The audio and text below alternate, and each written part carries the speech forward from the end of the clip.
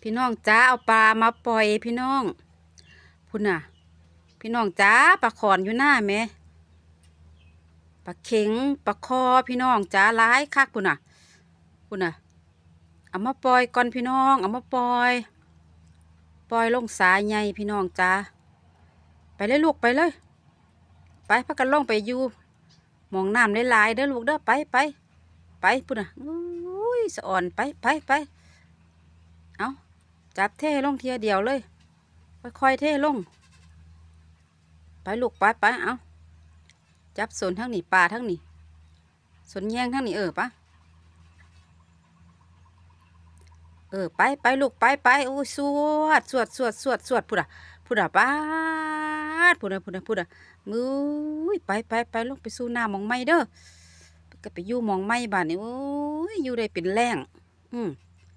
เอาปล่อยชีวิตหมูเจ้าละเด้อ